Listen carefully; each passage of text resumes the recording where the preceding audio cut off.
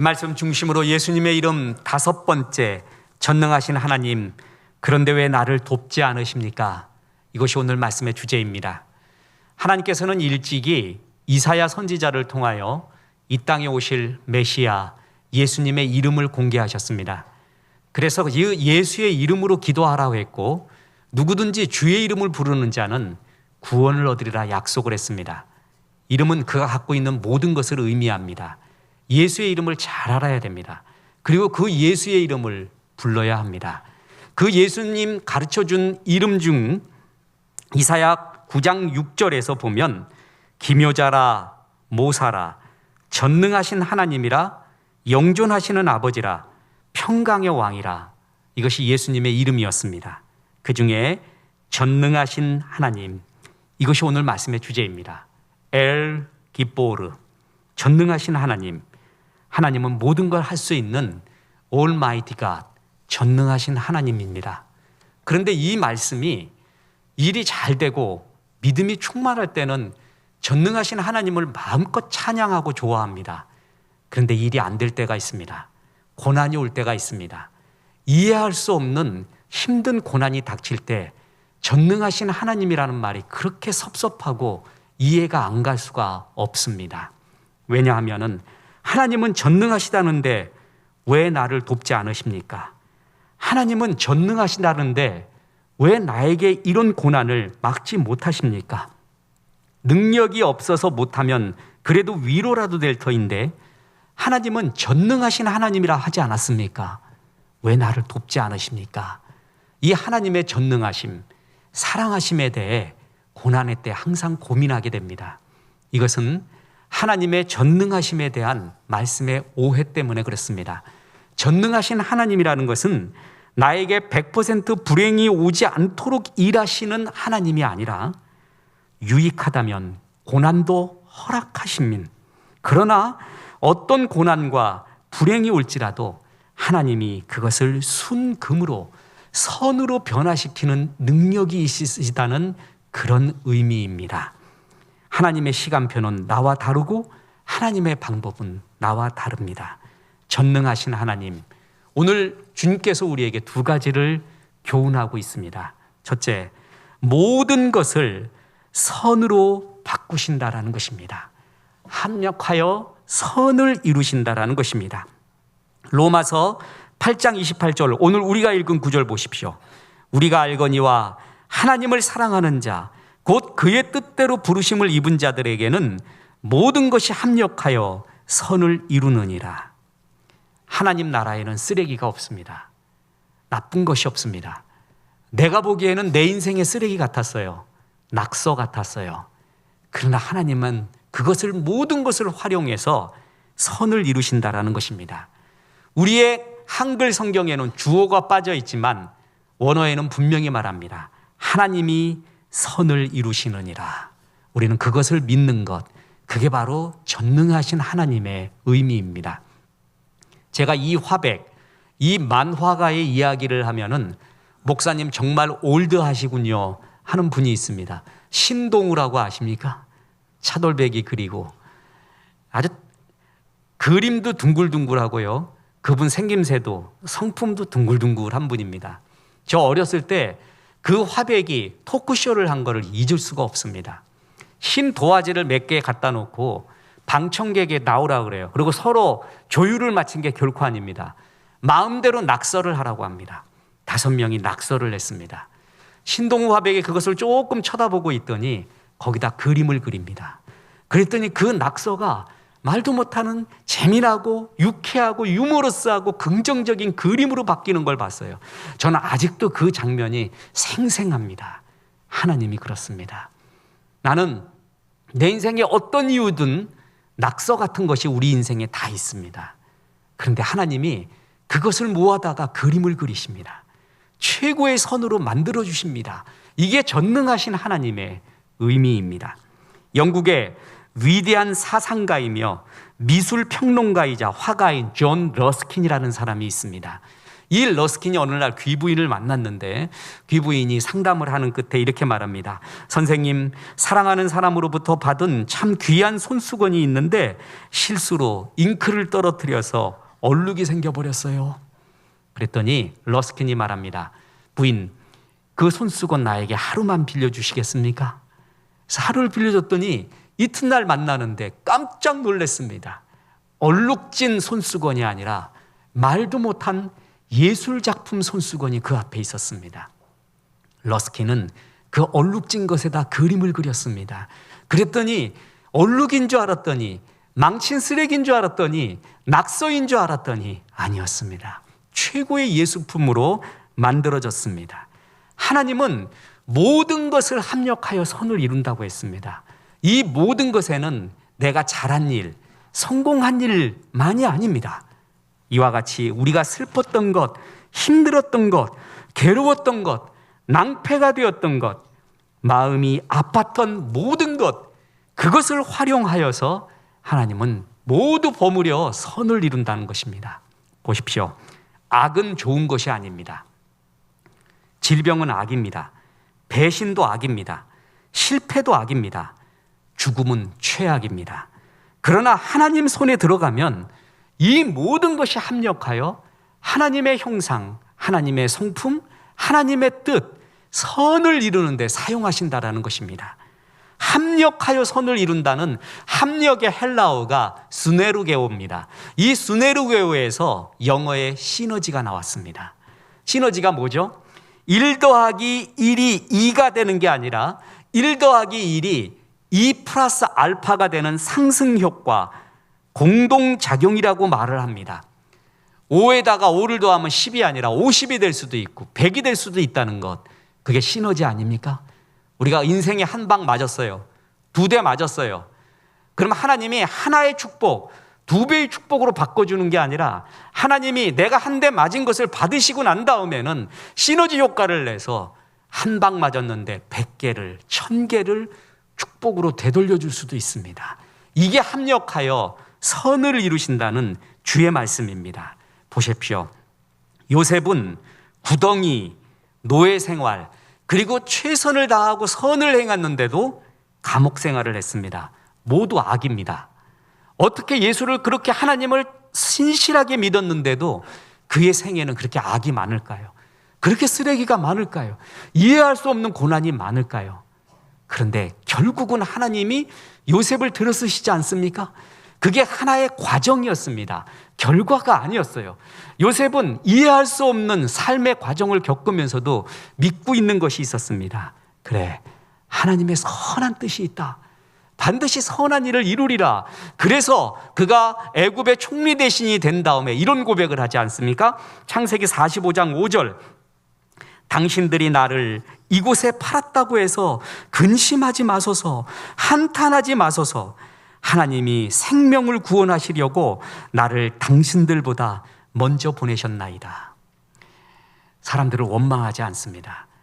인간의 관점으로 보지 않고 하나님이 큰 섭리 가운데 있었던 것이야.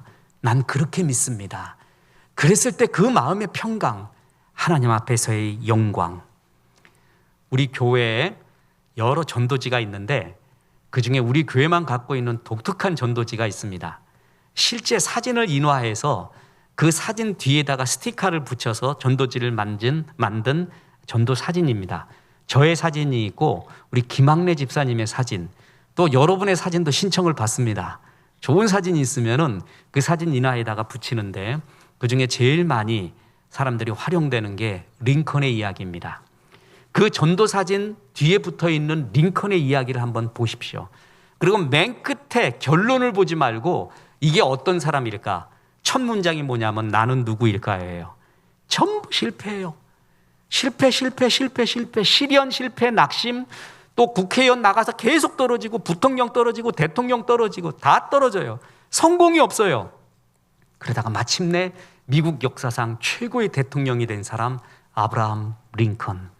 그 아브라함 링컨이 가장 좋아했던 성경 구절이 로마서 8장 23절, 바로 28절 이 구절입니다. 어머니의 무릎 위에서 배웠던 이 성경 구절, 실패도 절망도 좌절도 이 모든 것이 합력하여 선을 이룬다는 이 말씀이 링컨의 완전히 삶의 기초와 신앙의 고백이 되었습니다. 그래서 이런 말을 합니다. 내가 실패할 때 악마는 끝장났다고 내게 말했다. 그러나 내가 실패할 때 하나님은 이 실패와 경험을 가지고 더 커다란 일에 도전하라고 내게 말씀하셨다. 나는 악마의 이야기보다 하나님의 음성에 귀를 기울였다. 괜찮다. 악을 경험했니? 고난과 좌절을 경험했니? 네 인생에 쓰레기 같은 걸 경험했니? 괜찮다. 내 손에 들어오면 모든 것이 합력하여 선을 이루는 전능하신 하나님, 주님이 이 말씀을 하는 겁니다. 마귀는 전체가 아니라 부분만 보게 합니다. 큰 그림을 못 보게 합니다. 큰 그림을 볼 때 이기거든요. 마귀는 그것만 보게 합니다. 지금 아픈 거, 지금 고난 당하는 것만 거기에 머물러 있게 합니다. 그래서 우리를 좌절시키고 무기력하게 만듭니다. 그러나 그렇지 않습니다. 하나님은 합력을 하니까 큰 눈으로 바라봐라, 큰 믿음으로 바라보라라고 오늘도 우리에게 말하고 있는 것입니다. 요즘은 전부 디지털의 시대이죠. 저도 시계가 아예 없습니다. 무겁기도 하고 핸드폰에 스마트폰에 다 들어가 있어서 얼마나 좋은지 모릅니다. 그러나 옛날 아날로그 시계는 아직도 여전히 인기가 있습니다. 아날로그 카메라가 그렇게 인기 있듯이 사람들이 아날로그는 죽지 않고 간직하고 싶고 손으로 조작하고 싶어 합니다. 아날로그 시계 뜯어봤습니까? 수많은 톱니바퀴가 돌아가고 있습니다. 시계는 오른쪽으로 돌아갑니다. 그죠? 그래서 그 톱니바퀴들도 오른쪽으로 돌아가는 게 많습니다. 그런데 어떤 거는 왼쪽으로 돌아갑니다. 그래서 이것을 분해했던 사람이 시계가 오른쪽으로 도는데 왜 왼쪽으로 도는 톱니바퀴가 있냐? 그러면서 왼쪽으로 도는 톱니를 뺐다고 쳐봅시다. 시계는 망가지게 됩니다. 우리는 전진만이 하나님의 열매요 은혜라고 생각합니다. 물론 전진은 승리한 것은 주의 은혜입니다. 오른쪽으로 돌았던 시계처럼 은혜입니다.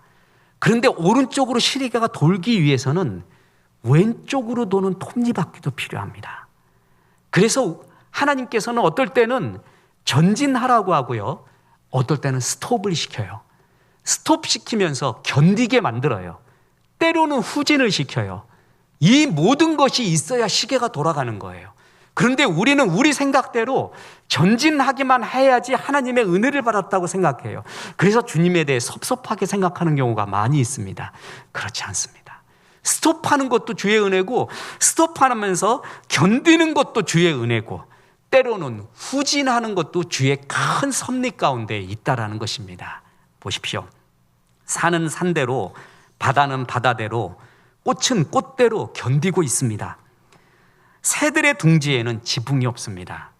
새들이 집 지을 때 얼마나 잘 짓는지 아시죠? 신비에 가깝습니다.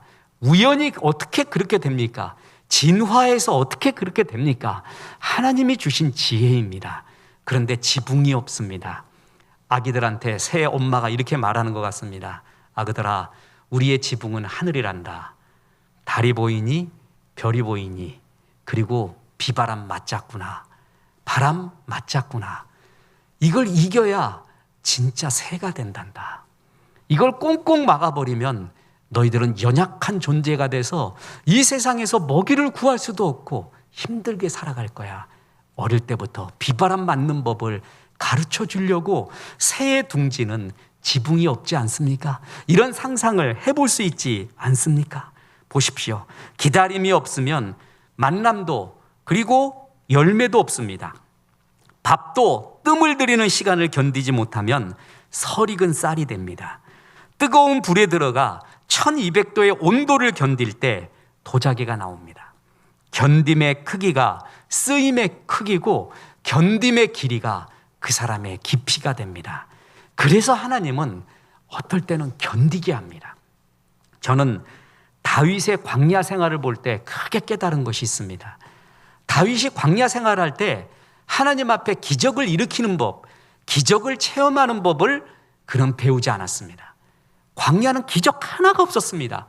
오죽했으면은 골리앗의 고향인 가드 왕 앞에 갔을 때 다윗이 미친 척을 합니다. 살려고 미친 척을 해서 신하들, 가드 왕의 신하들이 저거 일부러 저런 겁니다. 죽여야 됩니다. 근데 왕이 속아 넘어갈 정도예요. 그 정도로 뭐예요? 미친 척까지 하는, 사람이 살기 위해서는 이런 걸 하는구나. 그건 기적이 아니죠. 다윗은 광야 생활 동안에 기적을 일으키는 법이 아니라 견디는 법을 배웠습니다. 그런 가운데도 하나님을 바라보는 법을 배웠어요. 그래서 다윗이 나온 것입니다. 그렇습니다. 합력하여 선을 이룹니다. 전진만이 선을 이루는 게 아니라 스톱하는 것도, 견디는 것도, 때로는 후진하는 것도, 왼쪽으로 도는 것도 있어야 시계가 옳은 방향으로 돌아가게 됩니다. 주님은 이것을 너무나 잘 알고 있습니다. 왜냐하면 이 세상이 그렇게 호락호락하지 않습니다. 이 세상은 죄성만을 하나님을 떠난 역사이기 때문에 약한 심성과 약한 모습으로 이기지 못합니다. 하나님 그래서 주의 백성들을 강하게 기르기 위하여, 독수리 훈련을 시키기 위하여 바로 이 모든 것들을 체험하게 하시는 것입니다. 보십시오. 바다는 잔잔한 바다가 좋잖아요. 바다가 잔잔하고 고요하게만 하면 죽어버립니다. 바다는 폭풍이 일어나야 돼요. 해일이 일어나야 돼요. 그래야 뒤집어지면서 산소가 공급돼서 바닷속에 있는 생물들이 살아나고 새로운 순환이 일어납니다. 잔잔하게만 한 바다, 그 바다는 죽은 바다입니다. 해일이 일어나고 뒤집어져야 새로운 상소가 공급되며 모두가 살 수 있는 살아있는 바다가 되는 것입니다. 저는 이제 여러분이 다 믿겠지만 자랑스러운 육군 병장 출신입니다. 28개월 꼭 채워가지고 자랑스럽게 상도 얼마나 받았는지 몰라. 수많은 상 받고 전역을 했습니다. 사단사령부에 있어가지고 여러 기록을 볼 수 있는 기회가 있었습니다. 부대에서 일어나는 사고 말이에요. 이런 사고 일어나고 이런 사고 일어나는 기록을 봤는데 잊혀지지 않는 게 있습니다.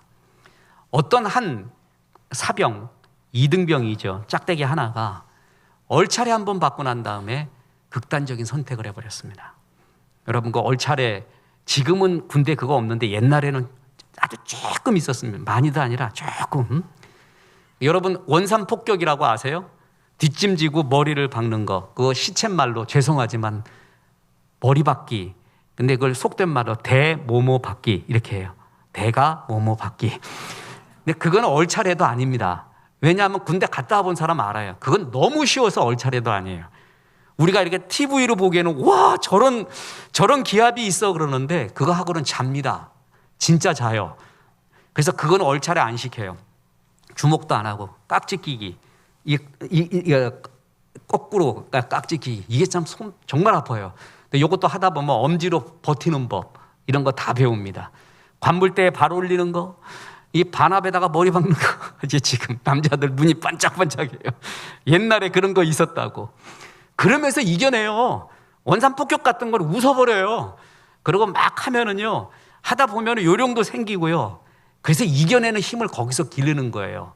근데 이 친구는 그걸 못 배웠어요. 그래서 한 번의 기합에 그냥 극단적인 선택을 해버렸어요. 우리가 되게 자녀들을 위해 기도할 때요, 편안하기만 기도합니다.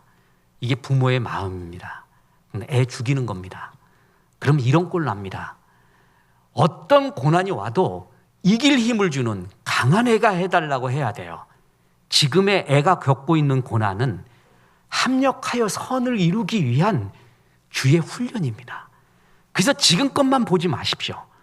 주님 앞에서 사랑하고 그 뜻대로 부르심을 받은 자는 이해할 수 없는 낙서와 쓰레기, 고난, 악을 다 이용하십니다. 그래서 마침내 하나님의 강한 군사로 만듭니다. 그래서 우리가 꼭 본받아야 되는 신앙의 사람 메카도 장군이 그 아들을 위해 이런 기도를 하지 않았습니까? 하나님이여, 내게 이런 아들을 주시옵소서. 아들에게 평탄한 길을 주지 마시고 쉬운 길을 걷지 말게 하옵소서. 때론 역경과 환난을 주옵소서. 그리고 무엇보다도 그것을 이길 수 있는 용기를 주옵소서. 이게 진짜 기도입니다. 환난이 없는 거 있을 수 없습니다.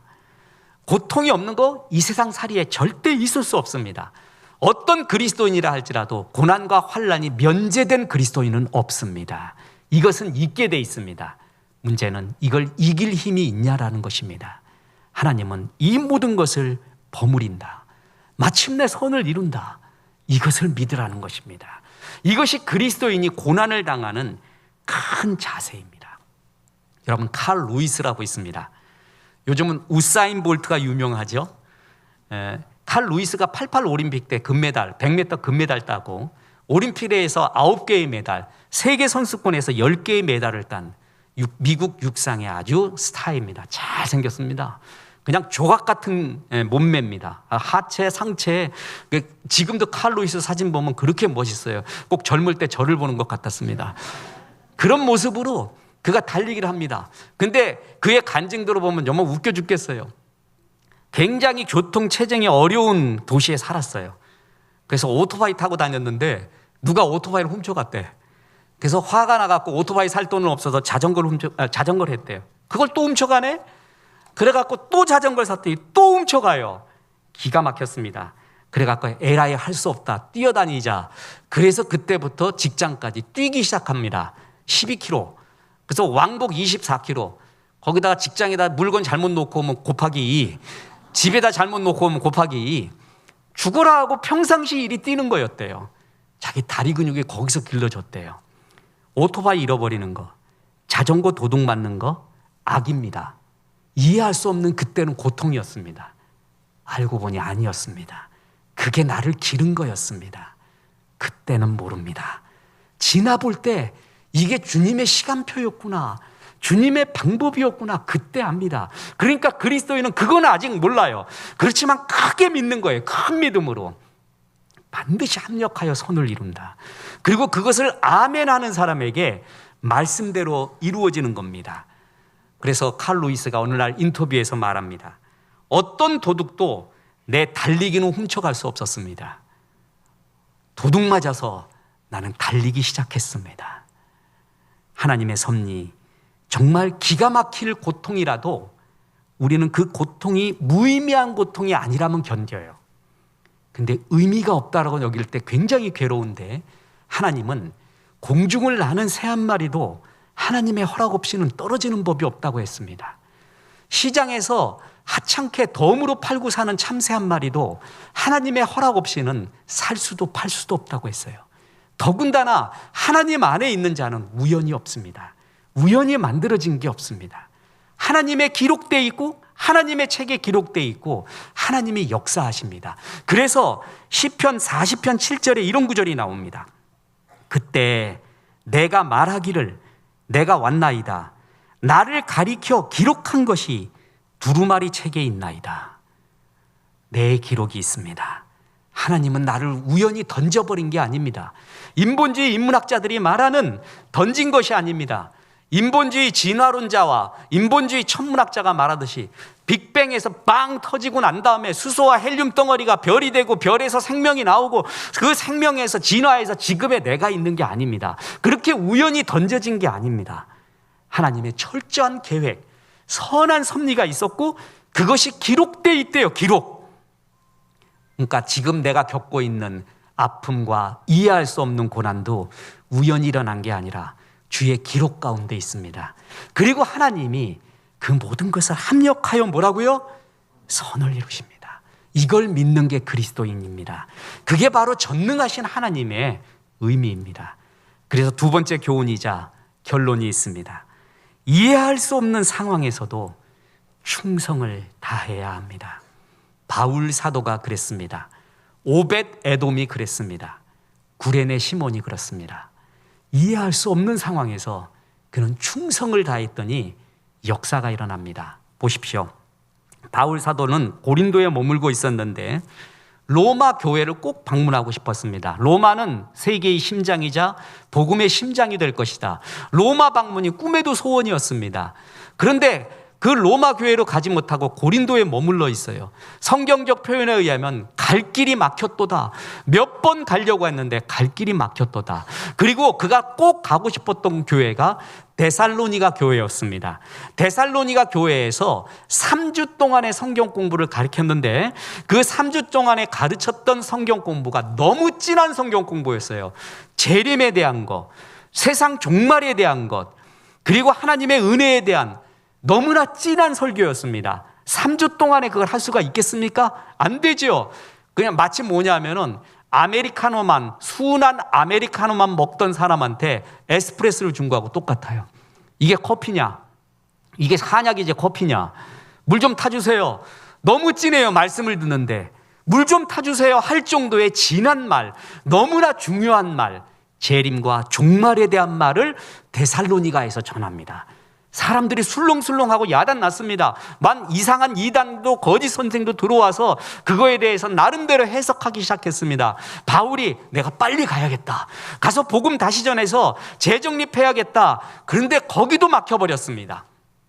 그때 바울이 애타는 심정으로 한 게 있습니다.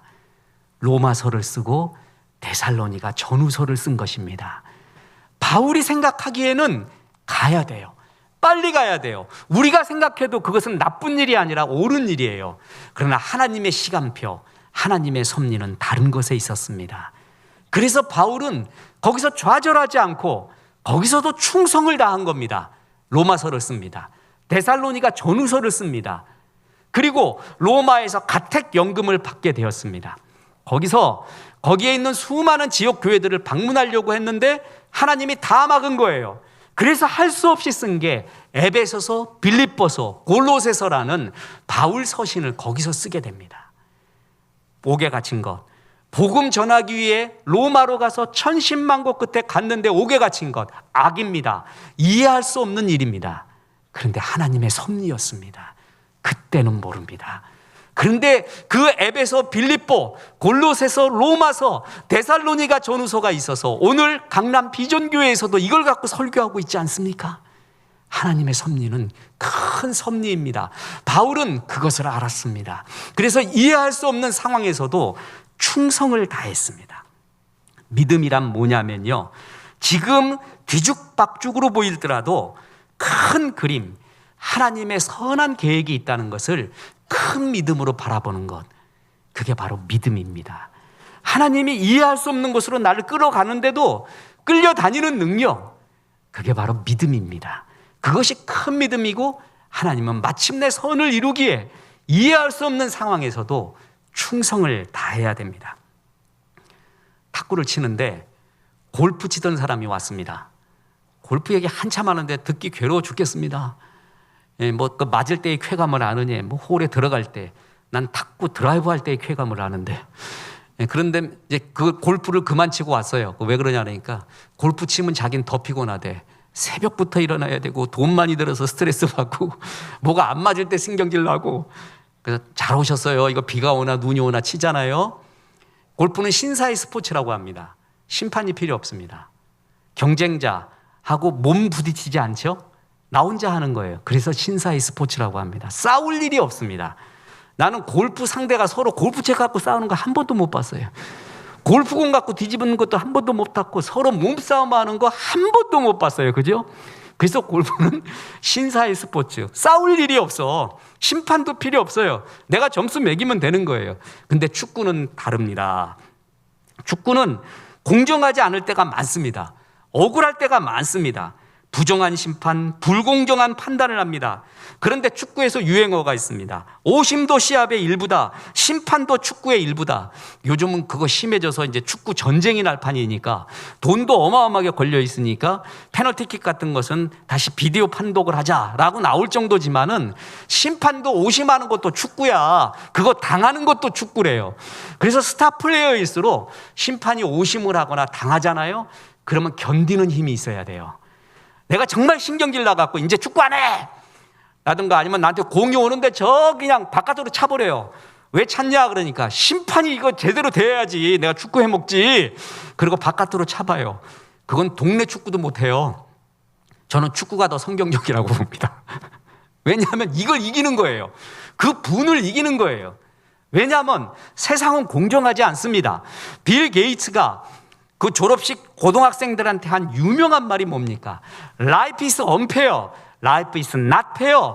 공정하지 않다. Get used to it. 여기에 익숙해져라. 세상 공평하지 않는다는 걸 빨리 받아들여라.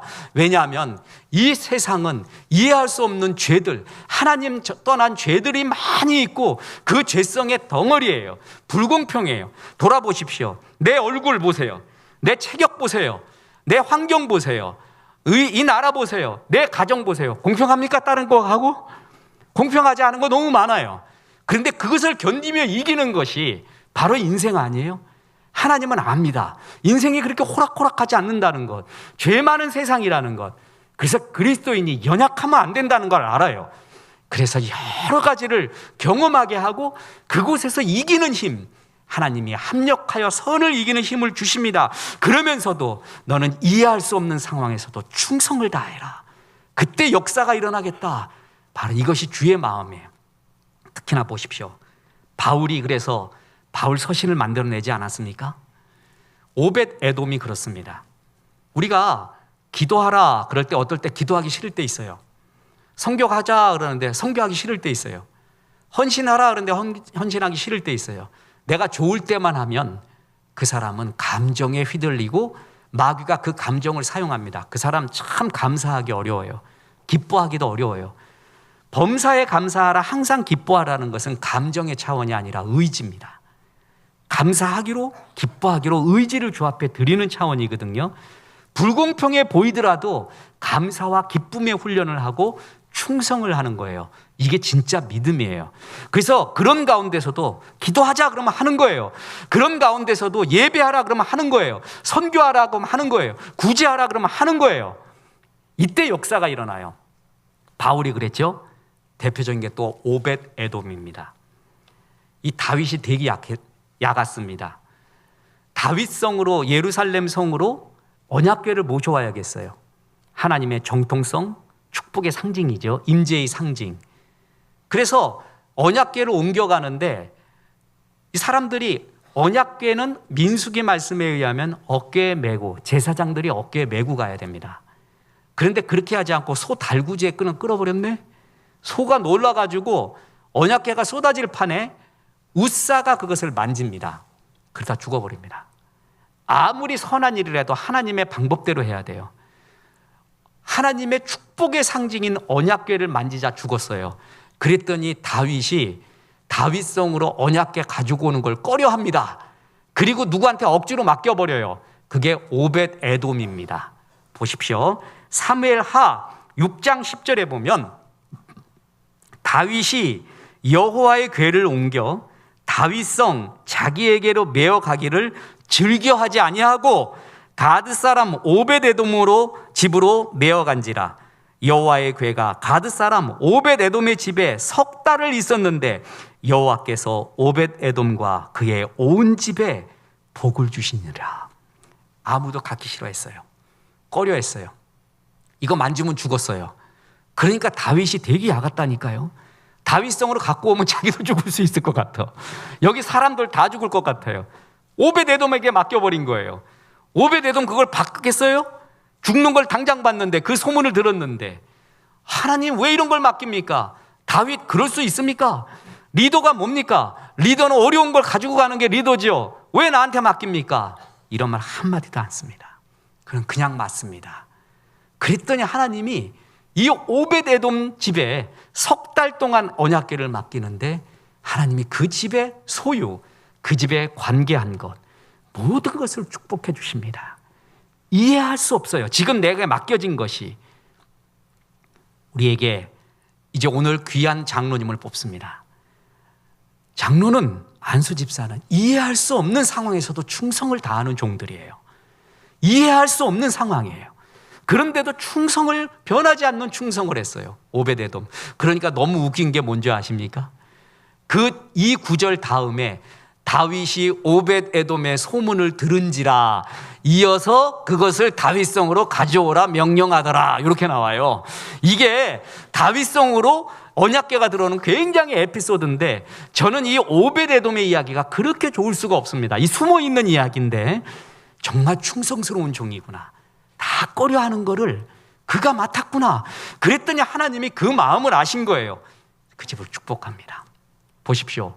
구레네 시몬 메시아라는 청년, 거짓 메시아라고 밝혀진 그 예수 구경하러 왔습니다.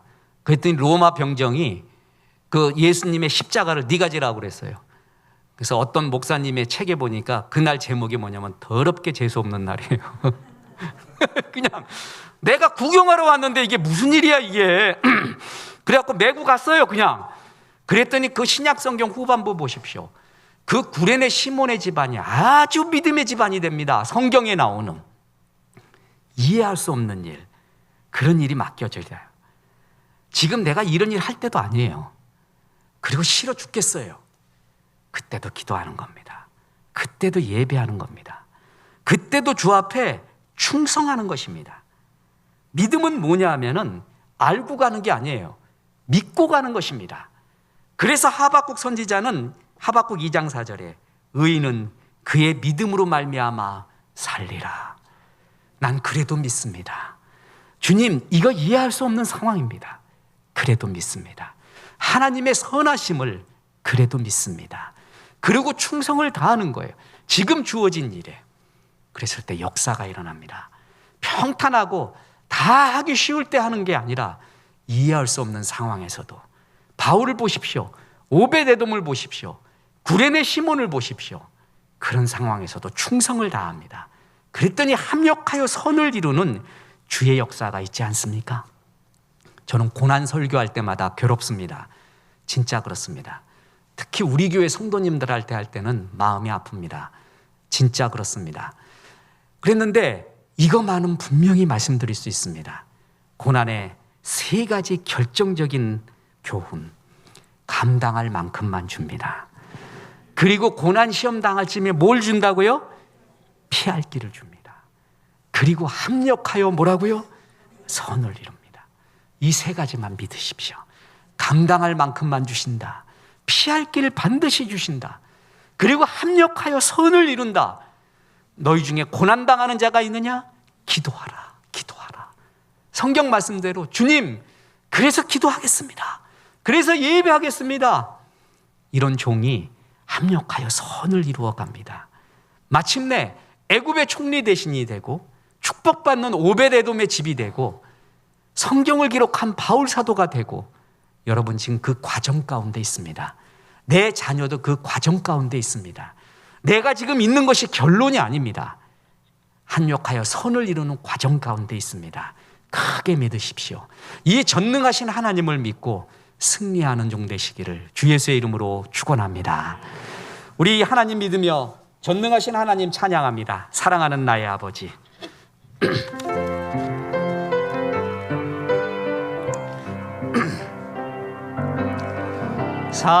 사랑하는 나의 아버지,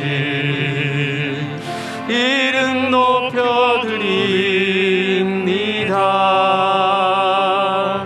주의 나라 찬양 속에 임하시니 능력에 주께 찬송하네. 전능하신 하나님 찬양, 언제나 동일하신 주, 전능하신 하나님 찬양, 영원히 다스린 아멘. 나 주의 이름 높이리, 나 주의 이름 높이리, 나 주의 이름 높이리. 하늘 높이 올린 깃발처럼 주의 이름 높이리. 전능하신 하나님 찬양, 언제나 동일하신 주, 전능하신 하나님 찬양, 영원히 다스리는